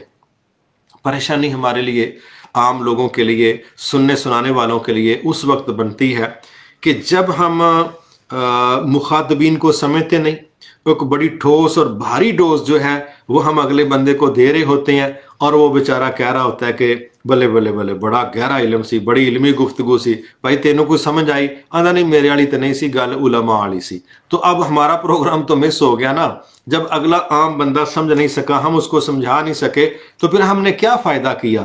آسان کر کے پیش کرنا، میں یہ سمجھتا ہوں اس پر ہمیں بڑا باریک بینی سے غور کرنا چاہیے کہ عقیدہ توحید کی بات ہو، اتباع سنت کی بات ہو، ہمارے ذہن میں ایک اچھا دائی ہونے کے ناطے یہ خیال ہونا چاہیے کہ یار میں زیادہ سے زیادہ آسان کر کے کس طرح پیش کر سکتا ہوں۔ تو میں سمجھتا ہوں کہ اس چیز کا بھی ہمیں لحاظ رکھنا چاہیے، ایک اچھے دائی کی یہ خوبی۔ پھر ایک اور چیز ہے، وہ بھی بڑی اہم ہے کہ، اور یہ نقطہ نا اکثر و بیشتر دوران گفتگو دعوت دینے والے بعض اوقات بھول جاتے ہیں، ٹھیک ہے؟ وہ کیا ہے؟ ہم تقریروں کے ذریعے لوگوں کو بات کم سمجھاتے ہیں، متاثر زیادہ کرتے ہیں۔ یہ دو الگ الگ مسئلے ہیں۔ میں یہاں یہ کہنا چاہتا ہوں اللہ کا دین لوگوں کو سمجھانا چاہیے، متاثر کرنے سے بچنا چاہیے۔ دیکھو نا، یہ جب ہم باتیں سنتے ہیں نا کہ فلاں جی شعلہ بیان ہے، اچھا جی، فلاں جی بلبلے فلاں ہے، اچھا جی، اور فلاں نے جناب والا بڑا تسلسل دیا، اچھا جی، میں کہتا ہوں کہ جتنی بھی چیزیں ہوں گی، جتنی بھی چیزیں، اگر آپ لوگوں کو بات سمجھائیں گے تو پھر آپ کے رویے اور انداز اور ہوں گے، اور جب آپ لوگوں کو متاثر کرنے کی مصیبت میں پڑ گئے نا کہ میں نے واہ واہ کروانی ہے، تو پھر مجھے لگتا ہے کہ معاملہ کسی اور طرف جا سکتا ہے۔ اللہ نہ کرے، اللہ نہ کرے، یہ آپ کے لیے ایک بڑی آزمائش ہوگی۔ آپ نے اللہ کو عمل قبول بھی کروانا ہے، نیت کو خالص بھی رکھنا ہے، اور بات بھی سمجھانی ہے، لیکن جب گاڑی کا سٹیئرنگ مڑتا ہے نا اس طرف کہ میں نے متاثر کرنا ہے کہ جی بلے بلے جی فلاں نے کوئی تقریر کی ہے، تو میں سمجھتا ہوں جب ہم کسی کو متاثر کرنے کے چکروں میں پڑ گئے تو شاید پھر ہم بات سمجھانے کے دائرے سے آؤٹ ہو جائیں گے۔ اور جب آپ بات کو سمجھائیں گے تو دنیا کے اندر جو تبدیلی ہے نا، وہ بات کو سمجھ کے زیادہ ہوتی ہے، بات کو سمجھ کے زیادہ ہوتی ہے۔ اور اگر آپ سمجھانے کی بجائے متاثر کرنے کے چکروں میں پڑ گئے تو مجھے خدشہ ہے کہ ہماری دعوت کمزور ہو سکتی ہے۔ اس لیے اب اس میں ہم دیکھیں کہ کیا ہوتا ہے۔ مثال کے طور پہ کتنے لوگ ایسے ہیں کہ جب وہ بات کو سمجھائیں گے تو ان کا انداز جو ہے وہ تدریسی ہوگا، ان کی بات میں ٹھہراؤ ہوگا، ان کے رویے میں تحمل بردباری ہوگی، اور وہ اس طرح بات کریں گے جس طرح کہ نبی صلی اللہ علیہ وسلم کے متعلق اماں جی فرماتی ہیں کہ آپ جب بات کرتے تھے تو آپ کی بات کے لفظ اگر کوئی گننا چاہتا تو گن سکتا تھا، اسی طرح، اور بعض اوقات آپ بات کو دہرا دیتے تھے۔ اب مجھے بتائیں کہ جس بندے نے بات کو دہرا کے کرنا ہے، دو دو دفعہ، تین تین دفعہ، جس بندے نے سلو موشن میں بات اس لیے کرنی ہے تاکہ لوگ ایک ایک لفظ پر توجہ کر سکیں، کیونکہ ہر بندے کا ذہن اتنا تیز نہیں ہوتا کہ وہ بجلی کی طرح آپ کے لفظوں کی پیچھا کر سکے، ایسا نہیں ہوتا۔ بہت لوگ سلو مائنڈ ہوتے ہیں اور وہ آہستہ آہستہ بات کو سمجھتے ہیں۔ آپ نے دیکھا ہے نا، کئی لوگ وہ لطیفہ سناتے ہیں تو سننے والوں میں چند ہنس پڑتے ہیں، اور بعض ایسے بھی ہوتے ہیں جو ایک دوسرے کا منہ دیکھتے رہتے ہیں۔ ایدا کی مطلب ہے، اس کا مطلب ہے ان کا ذہن اتنا تیز نہیں ہے، ان کو تھوڑی دیر ٹھہر کے سمجھ آتی ہے کہ بات کیا ہو گئی ہے۔ اس لیے جب نبی صلی اللہ علیہ وسلم کا طریقہ ہم دیکھتے ہیں تو اماں جی کیا سمجھا رہی ہیں کہ آپ گفتگو اس طریقے سے کرتے تھے کہ بعض باتوں کو دہرا دیتے، اور حدیثوں میں بھی آتا ہے تین تین دفعہ بھی آپ نے کئی باتوں کو کہا، اور بعض اوقات اماں جی فرماتی ہیں کہ آپ جو گفتگو کرتے اگر کوئی لفظ گننا چاہتا تو گن سکتا تھا۔ اب یہ جو بندے کی بات گنتی کی جا سکتی ہے، جو تین تین دفعہ دہرائی جا رہی ہے، یہ بات سمجھانے کی کوشش ہے، یہ پبلک کو متاثر کرنے کی کوشش نہیں۔ تو ہمیں بھی یہ دیکھنا ہے کہ جو بات ہم لوگوں کو سمجھانا چاہ رہے ہیں، کیا ہماری اس میں کوشش سمجھانے کی ہے یا متاثر کرنے کی ہے۔ تو اگر آپ متاثر کرنے کی بجائے سمجھانے کی روش پہ آ جائیں گے اور کوئی بندہ اپنی زندگی میں چینج پیدا کرنا چاہے تو بھائی وہ کانوں کے چسکے سے تبدیل نہیں ہوگا، وہ بات کو، مسئلے کو، حکم کو سمجھے گا تو اپنے اندر تبدیلی پیدا کرے گا۔ اور اگر معذرت کے ساتھ کتنی دنیا ہمارے ہاں اس یہ سیزن تھوڑا گزر بھی رہا ہے، گزر بھی گیا کہ قرآن مجید کے مطلب تلاوتوں کے مقابلے ہو رہے ہیں، دنیا بھر سے ماشاءاللہ قرآن کرام تشریف لا رہے ہیں۔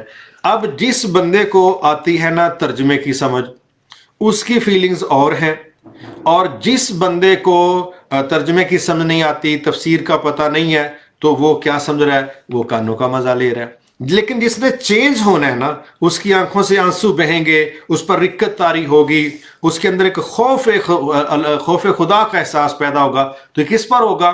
جو بات کو سمجھے گا کہ اس یہاں پر بات کیا ہو رہی ہے۔ جس طرح نبی صلی اللہ علیہ وسلم فرمایا کرتے تھے کہ مجھے سورت ہود اور اس کی بہنوں نے بوڑھا کر دی ہے۔ اب سورت ہود ہے، اسی طرح القیامہ ہے، اور اسی طرح ایک دو اور صورتیں ہیں، تو میں سمجھتا ہوں ان میں قیامت کا تذکرہ، محاسبے کا تذکرہ، رب کے سامنے جواب دہی کا احساس، یہ چیزیں ہیں وہاں پر۔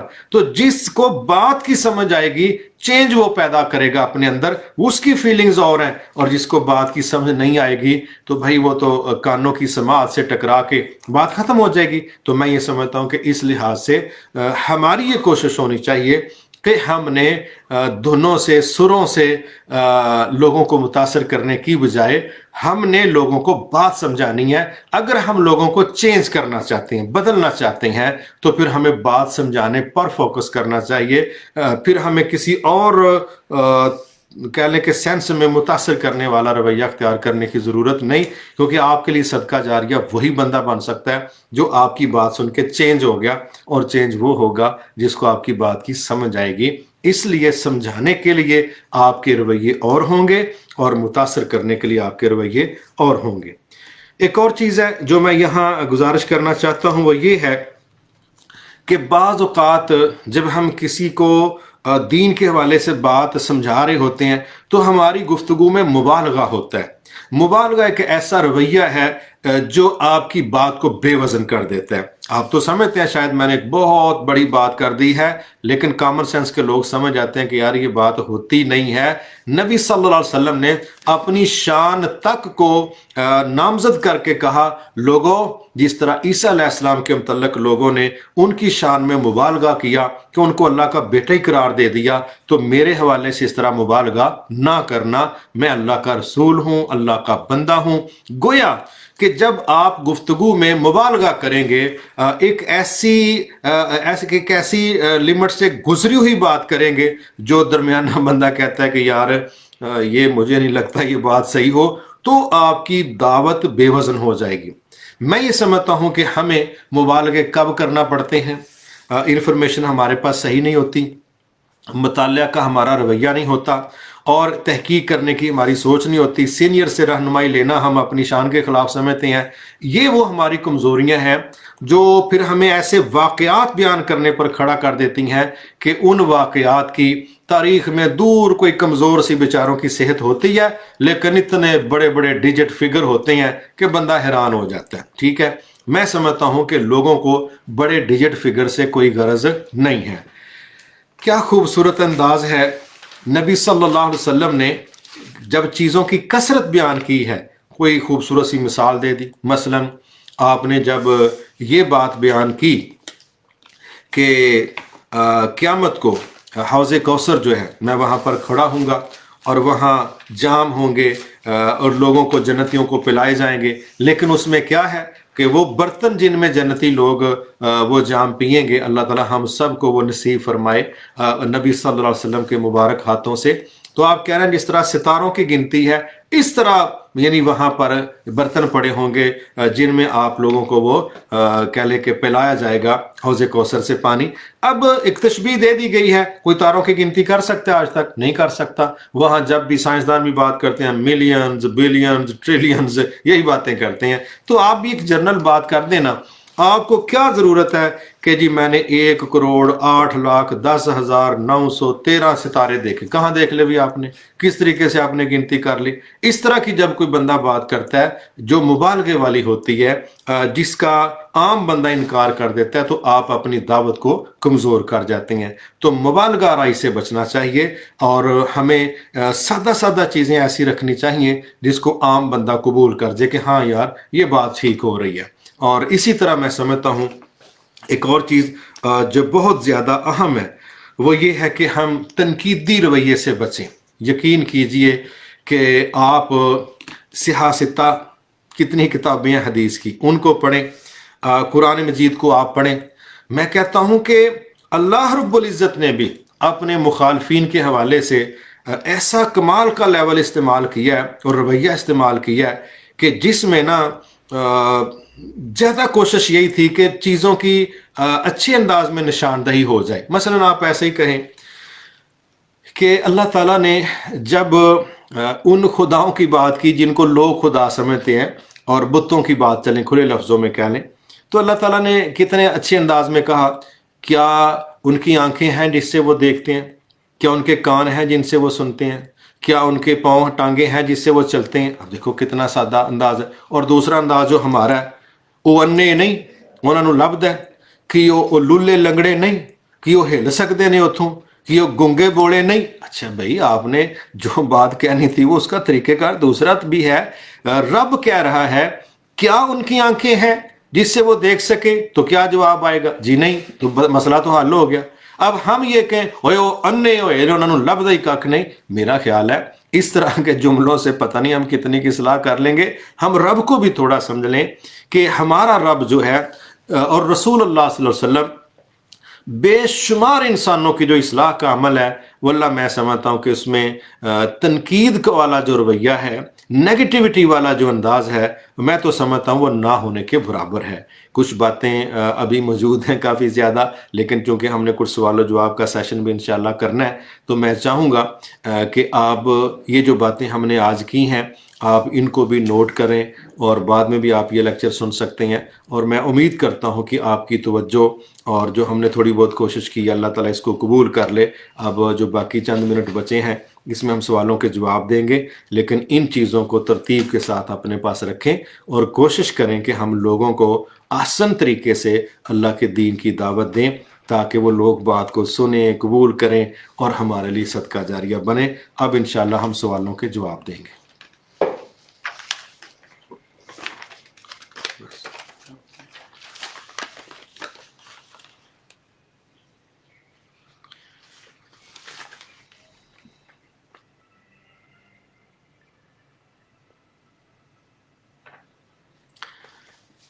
یہ جی سوال آیا کسی کا کہ اگر ہم غصہ سے بول دیں کہ میں نے دین کا کام نہیں کرنا اور نہ ہی میرا دین والوں سے کوئی تعلق ہے، کیا اس بات پر اللہ تعالیٰ ناراض ہو جائے گا؟ حالانکہ میں نے ایسا لوگوں کے رویے کی وجہ سے ایسا بولا. میں سمجھتا ہوں ٹھیک ہے آپ نے غصے میں کہا، لیکن بات آپ کی ٹھیک نہیں ہے، بات آپ کی غلط ہے. یہ وقتی طور پہ آپ نے بات کی ہے. ایک مسلمان کس طرح دین سے لا تعلقی کا اظہار کر سکتا ہے؟ تو یہ وقتی سی آپ کی بات تھی. بہرحال دین کا کام یہ ہماری اللہ کی طرف سے ڈیوٹی ہے، اور اس کو ہمیں بطور غلام کرنا چاہیے.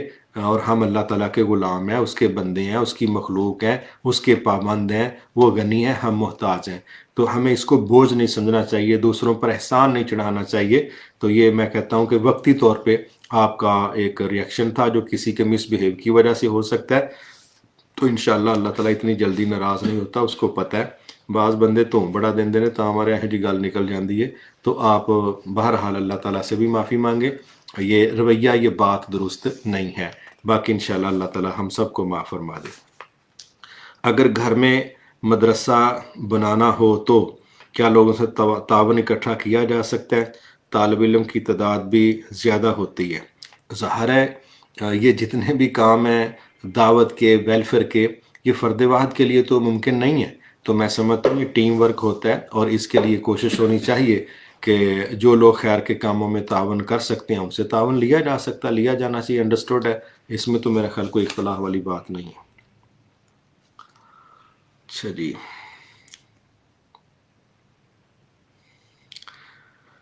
ایک سوال ہے کہ اگر کلاس والوں کو تبلیغ کریں تو وہ کہتے ہیں ہمیں سب پتہ ہے، اس صورت میں کیا کریں؟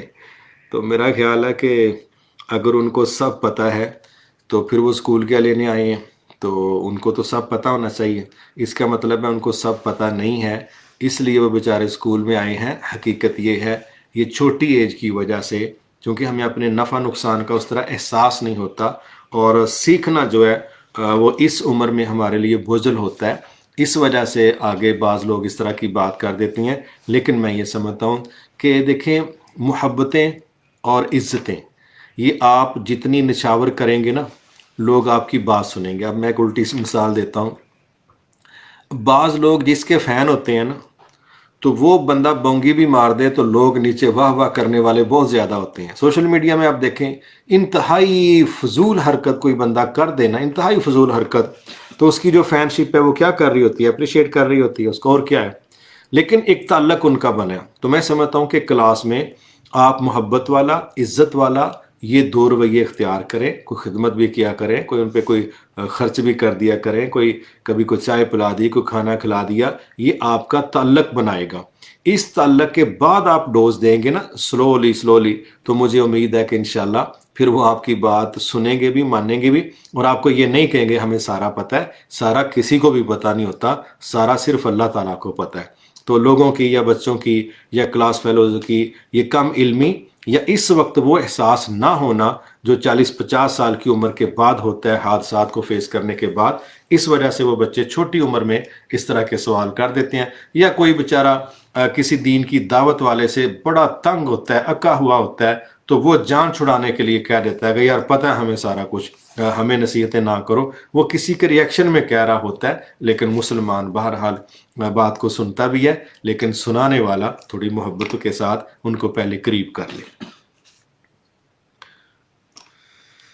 ایک سوال ہے جی، مایوسی سے کیسے نکلیں اور نکالیں؟ بس اس کا میں سنگل ہی جواب دینا چاہتا ہوں، اور وہ یہ ہے، تقدیر، عقیدہ تقدیر کا ہمارا ہے جو جتنا زیادہ آپ اس کو سمجھیں گے، جتنا زیادہ، تو ایک یہ چیز. دوسری چیز ہے توکل علی اللہ. تیسری چیز ہے اپنے حصے کی محنت کرنا. چوتھی چیز ہے دعا کرنا. اور پانچویں چیز ہے نتائج کے لحاظ سے اللہ پر مطمئن رہنا. آپ ان چیزوں کا استعمال کریں، انشاءاللہ آپ مایوسی سے نکلیں گے. ایک بندہ خیر کے کام میں جد و جہد ہی نہیں کرتا تو بیٹھا بیٹھا تو وہ مزید مایوس ہوگا نا. فارغ بندہ نہیں مایوسی سے نکل سکتا. کسی بھی مشن کے لیے رسک لینے والا، کام کرنے والا، محنت کرنے والا، یہ اس کی سٹریس کو آٹومیٹکلی کم کرنے والا عمل ہے، کیونکہ جس نے ایک قدم اٹھا لیا نا وہ منزل کے قریب ہو گیا. اور جو ادھر ہی بیٹھا ہے ماشاءاللہ، اللہ تعالیٰ رحم فرمائے، اس کی ٹینشن بڑھ سکتی ہے، کم نہیں ہو سکتی. پھر کام کا صحیح ہونا بڑا ضروری ہے. پھر آپ کوشش کریں کہ آپ اپنے حصے کی محنت کر کے اس کا جو رزلٹ ہے نا، اس سلسلے میں اللہ پر توکل کریں اور اطمینان رکھیں کہ اللہ آپ کے ساتھ زیادتی نہیں کرے گا. یہ 4-5 چیزوں کا جب آپ لحاظ رکھیں گے تو انشاءاللہ آپ مایوسی سے نکل آئیں گے. لیکن اپنے حصے کا کام نہ کرنا اور صحیح راستے کا انتخاب نہ کرنا اور سوچتے رہنا بیٹھ کے کہ مایوسی سے کیسے نکلیں گے، ایسے تو بندہ کیچڑ سے نہیں نکلتا. مایوسی سے کیسے نکلنا ہے، تو ان چیزوں کا تھوڑا لحاظ رکھیے گا. رمضان میں کسی کی مدد لوگوں کے سامنے کرنا چاہیے تاکہ مجھے شان و شوکت کا موقع ملے. دیکھیں، نبی صلی اللہ علیہ وسلم کے دور میں لوگوں نے مجمع کے اندر بھی صدقہ خیرات کیا ہے اور تنہائیوں میں بھی کیا ہے. غزوہ تبوک کے موقع پر حضرت عثمان غنی رضی اللہ تعالیٰ عنہ نے جو 1000 سے زیادہ گھوڑے، اونٹ، سامان سمیت وقف کیے، تو وہ 3 دفعہ بھرے مجمع میں کھڑے ہو کے وقف کیے. اور ان کو اس سرگرمی پر نبی صلی اللہ علیہ وسلم نے یہ بشارت سنائی کہ عثمان، آج کے بعد کوئی تیرا عمل تمہیں جنت سے ڈسکنیکٹ نہیں کر سکتا، بے دخل نہیں کر سکتا. اتنا یہ نہیں تو نے کمال کر دیا کہ تو کنفرم جنتی ہے سادے لفظوں میں. تو میں سمجھتا ہوں وہ 3 دفعہ عثمان غنی رضی اللہ تعالیٰ نے صحابہ کی بڑے مجمع میں کھڑے ہو کے اعلان کیے تھے. ہمارا یہ فرض بنتا ہے کسی کی موٹیویشن کے لیے اگر ہم خیر کا کام لوگوں کے سامنے کرتے ہیں تو جو ہمیں دیکھ کے خیر کا کام کرے گا، اللہ اس کو بھی برابر اس کا بھی اجر آپ کو عطا فرمائے گا. یہ ہے خیر کے رستے پر لوگوں کی رہنمائی. لیکن اگر کسی کے دل میں یہ احساس ہو کہ لوگوں میں واہ واہ ہو جائے تو پھر آپ کی انویسٹمنٹ ضائع ہو سکتی ہے. اس لیے اپنی شان و شوکت کے لیے نہیں، لوگوں کی موٹیویشن کے لیے آپ مجمع میں کھڑے ہو کے خرچ کریں گے تو انشاءاللہ آپ کی نیت کو اللہ دیکھنے والا اور یہ ضائع نہیں ہوگا. ہم کسی کی نیت کا الٹرا ساؤنڈ کر کے فیصلہ نہیں کر سکتے کہ میرا خیال ہے کہ اس کے اندر ریاکاری ہے. نہیں، یہ اللہ اور بندے کا کام ہے. البتہ صدقہ و خیرات لوگوں کے سامنے بھی دیا جا سکتا ہے، چھپ کے بھی دیا جا سکتا ہے، لیکن آپ کا کنٹرول اپنی نیت پر ہونا چاہیے.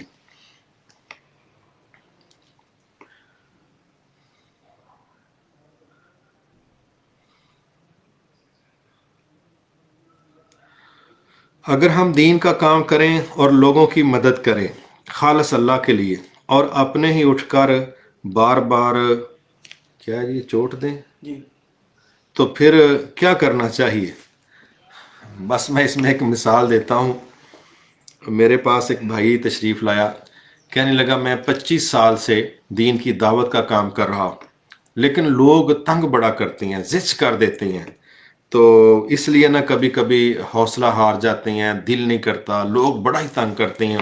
تو میں نے ویسے ہی ہنستے اسے پوچھا کہ یہ جو پروفیشن ہے دعوت دین کا، یہ کن کا پروفیشن ہے بیسکلی؟ کہنے لگا کہ نبیوں کا پروفیشن ہے.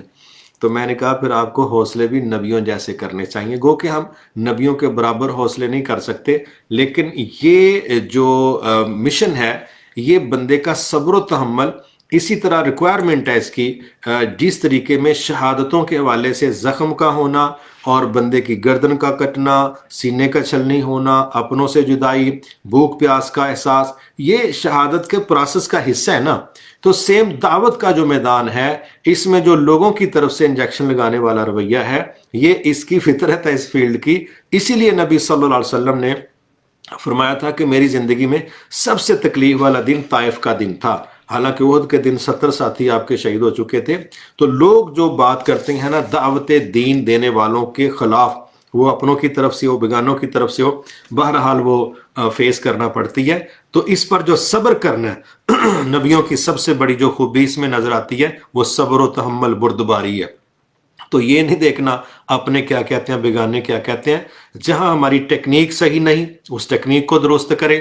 ایسا نہ ہو کہ بعض اوقات ہم کوئی ایک چیز ٹھیک کر رہے ہوں اور بہت بڑی کوئی چیز خراب کر رہے ہوں. میں اس کی سادے لفظوں میں ایک مثال دیتا ہوں کہ فرض کریں، چونکہ ایک بہن کا سوال ہے، کہ اگر ایک عورت اس طریقے سے دین کی دعوت کا کام کرے، اس کا خاوند اس سے ناراض، جائز حقوق کے حصول کے حوالے سے اس کا باپ اس سے مطلب ناراض، اس کی اولاد منتشر ہو گئی ہے، یہ ساری چیزیں جب ہم دیکھتے ہیں تو اصل ڈیوٹی تو اس عورت کی تھی خاوند کی اطاعت جائز کاموں میں اور اپنے گھر کے بچوں کی تربیت. یہ ساری چیزیں اللہ نہ کرے اگر آپ جائز اور فرائض کو ڈسٹرب کر کے تو یہ سمجھیں کہ ہم دین کا کام کر رہے ہیں، تو وہاں پھر ماحول بدل سکتا ہے. تو اس کو مینج کرنا یہ آپ کا کمال ہے. لیکن یہ مت سمجھیں کہ ہم 100% اس طریقے سے کام کریں کہ ہمیں کسی طرف سے کوئی مزاحمت کا سامنا نہ ہو. ایسا نہیں ہے. سب سے زیادہ اچھے کردار کے مالک انبیاء ہیں، لیکن انبیاء کو قتل تک کر دیا گیا ہے اس مقابلے کے اندر آ کے کہ جی جو پہلے لوگوں کا ذہن ہے اس کی مخالفت میں باتیں ہو رہی ہیں. تو میں یہ سمجھتا ہوں دعوتی فیلڈ کا بائی نیچر یہ رسپانس ہے کہ لوگ بہرحال بڑی بڑی تکلیف دیتے ہیں، لیکن یہ نبیوں کا پروفیشن ہے. تو حوصلے، صبر، ہمت، تسلسل، اللہ کی رضا کے لیے برداشت، اگنور کرنا، ان خوبیوں کو آپ اختیار کریں. انشاءاللہ ایک وقت آئے گا، آج جو چوٹ کر رہی ہیں، تکلیف دے رہی ہیں، آنے والے وقتوں میں یہ آپ کا شکریہ ادا کریں گے.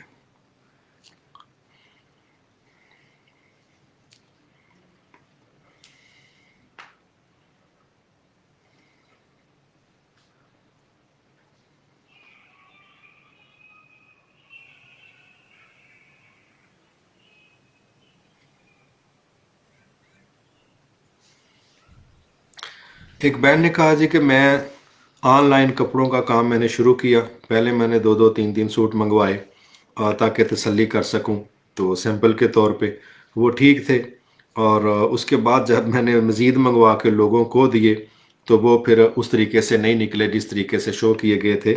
اب میں دین کی دعوت کا کام کرتی ہوں، لیکن لوگ سمجھتے ہیں کہ میں نے ان کو دھوکہ دیا. میں یہ سمجھتا ہوں چونکہ آن لائن پاکستان میں اللہ رحم فرمائے بزنس اسی لیے صحیح نہیں چل رہا. جو لوگ بیچارے ایک دفعہ منگوا بیٹھتے ہیں، اس کے بعد وہ خود بھی معافی مانگتے ہیں اور دوسروں کو بھی کہتے ہیں کہ اس راستے کا انتخاب نہ کرنا. اور اسی بے ایمانی کی وجہ سے آج ہم چھوٹے چھوٹے سیٹ اپ جو گھروں میں لگا کے بہت فائدہ اٹھا سکتے تھے نہیں اٹھا سکے، کہ ہم کہہ کچھ رہے ہیں اور کر کچھ رہے ہیں. چیزوں کے رنگ وہ نہیں، وزن وہ نہیں، سٹف وہ نہیں. تو یہ وہ بیماریاں ہیں اور یہ وہ فراڈ اور دھوکے ہیں جس کی وجہ سے ہم آن لائن بزنس پروموٹ نہیں کر سکے. تو میں سمجھتا ہوں چونکہ یہ دھوکہ آپ نے نہیں دیا، کسی نے اس آرڈر پر یہ چیزیں بھیجی ہیں، اللہ تعالیٰ ان کو بھی ہدایت عطا فرمائے. باقی ایک مسنگ ہو گئی ہے. نیکسٹ ہماری کوشش ہونی چاہیے کہ ہم بالکل بزنس کے اندر اسپیشلی کول و فیل کے تضاد سے اپنے آپ کو بچائیں. بہرحال جس کو نقصان پہنچا ہے اس نے تو اسی کو برا کہنا ہے نا جو اس کے ساتھ ریلیٹڈ ہے یا جو اس کے ساتھ ڈیل کر رہا ہے. باقی پیچھے کسی نے کیا رویہ اختیار کیا وہ الگ بات ہے، لیکن آپ اس سے ڈسہارٹ نہ ہوں. میں سمجھتا ہوں کہ یہ کسی کی غلطی تھی اور آپ کے کھاتے میں پڑ گئی ہے. اللہ تعالیٰ آپ کے لیے بھی آسانیاں فرمائے اور اللہ تعالیٰ ان کو بھی نرمی عطا فرمائے. لیکن اپنے خیر کے مشن کو آپ جاری رکھیں. میں امید کرتا ہوں کہ اتنی بات جو ہے یہ 2-4 لوگوں کی اس سے ڈسہارٹ ہو کے اپنے مشن ترک نہیں کرنا انشاءاللہ. ایک سوال ہے کہ جی دعوت میں فرقہ پرستی کا رجحان کیسے کم کریں؟ بہت سادہ طریقہ کار ہے، کوئی اس میں پیچیدگی نہیں، کوئی اس میں الجھن نہیں.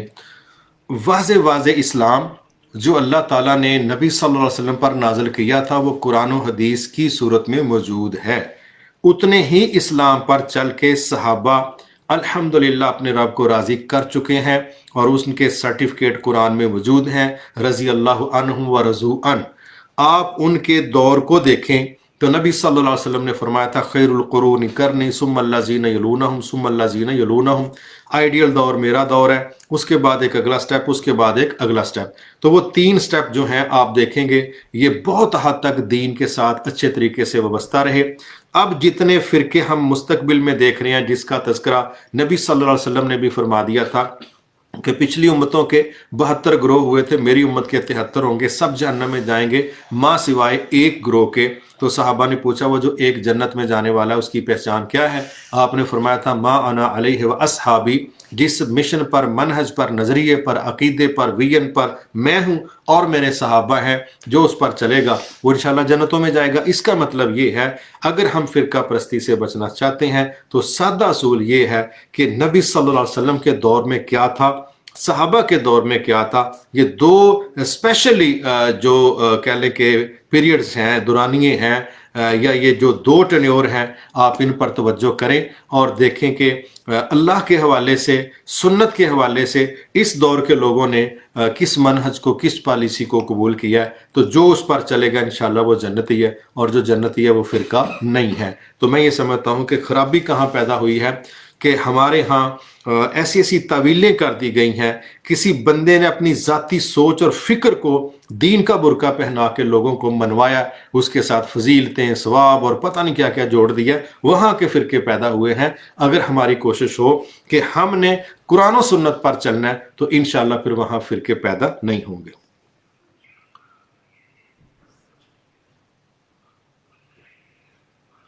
خود کی پہچان اور اللہ کی تلاش کے بارے میں قرآن کا کیا حکم ہے؟ یہ کئی ٹرمنالوجیز اس طرح کی ہوتی ہیں کہ جو لوگوں نے اپنی طرف سے بہرحال سیٹل بیٹل کی ہوئی ہیں. بات بڑی سیدھی سی ہے کہ اللہ تعالیٰ کی جو تلاش ہے یہ کرنے کی اس طریقے سے جو انداز اختیار کیے جاتے ہیں یا اپنی پہچان کے حوالے سے. ایک انسان، ایک بک ہے شاید آپ کو مل سکے کہ انسان اپنی صفات کے آئینہ میں. انسان کا جو تعارف ہے قرآن و سنت کی روشنی میں ایک عربی مصنف نے کروایا کہ بندہ کیا ہے اور اس میں کون کون سی پازیٹیو نیگیٹو چیزیں پائی جاتی ہیں. جس طرح اللہ تعالیٰ نے بھی سمجھایا کہ اس میں خیر بھی ہے اور شر بھی ہے، اچھے جذبات بھی ہیں، برے جذبات بھی ہیں. جس نے برے جذبات کو کنٹرول کر لیا اور اچھے جذبات کی طرف اپنے آپ کو چلایا تو وہ کامیاب ہو گیا. تو انسان کی جو پہچان ہے وہ بھی قرآن و حدیث میں موجود ہے، اللہ تعالیٰ کی پہچان بھی قرآن و حدیث میں موجود ہے. کوئی اسپیشل ہمیں سرچ کر کے یہ سوچنا کہ پتہ نہیں بندہ ہی کہاں غائب ہو گیا ہے اور نعوذ باللہ ہمیں خدا نہیں مل رہا، یہ سب خود ساختہ سی ٹرمز ہیں. میں سمجھتا ہوں کہ بطور مسلمان، بطور انسان، قرآن و حدیث نے انسان کا سب سے زیادہ تذکرہ کر کے اس کا تعارف بھی کروا دیا ہے، اور اللہ تعالیٰ اپنی نشانیوں کے ساتھ ہر جگہ پر عیاں ہے، اور اپنی قدرتوں کے ساتھ اور اپنے کیے گئے کارناموں کے نتیجے میں اس کی تلاش کا کوئی پریشانی والا مسئلہ نہیں، بس ایمان والی اینک ہونی چاہیے.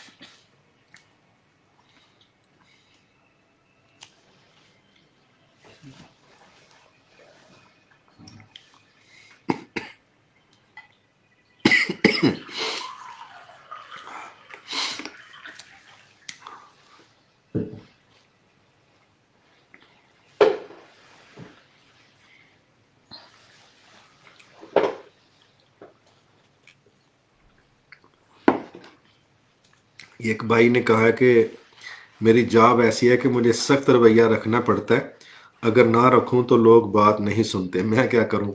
میرا خیال ہے رولز اس طرح کے ہونے چاہیے کہ ان رولز کی زد میں آ کے لوگوں کو اپنے نفع نقصان کا احساس ہو جائے، وہ زیادہ بہتر ہے. کیونکہ ہو سکتا ہے آپ کا سخت رویہ کسی جگہ بعض لوگ گالیاں نکالتے ہیں، بعض لوگ چیخ چنگاڑ کے بات کرتے ہیں، تو پھر آپ کی پرسنالٹی جو ہے وہ تو ڈسٹرب ہوگی، ڈاؤن ہوگی، اس کی جو اس کا لیول ہے وہ نیچے آئے گا. تو میرا خیال ہے کہ اگر ہمیں قاعدے ضابطے اس طرح کے ترتیب دے لینے چاہیے رولز اس طرح کے ہونے چاہیے کہ اگلا بندے کے ساتھ ہمیں بدتمیزی کا یا سختی کا اس انداز میں رویہ اختیار کرنے کی ضرورت نہ پڑے۔ کتنے لوگ ہیں کہ جو اشاروں کے ساتھ قلم کے ایک سائن کے ساتھ لوگوں کی طبیعت سیٹ کر دیتی ہیں۔ تو میرا خیال ہے کہ شاید رولز اگر اس طرح کے بن جائیں کہ جس کی مخالفت کر کے اگلا بندہ یہ سمجھے کہ میرا بہت نقصان ہو جائے گا، میرا خیال ہے کہ یہ زیادہ بہتر مینجمنٹ ہے۔ جی بہت شکریہ، اللہ تعالیٰ آپ سب کو خیر و برکت عطا فرمائے۔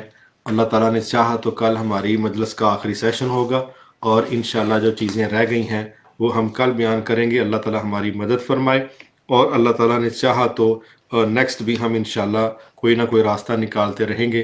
آپ سب کا بہت شکریہ۔ السلام علیکم ورحمۃ اللہ وبرکاتہ۔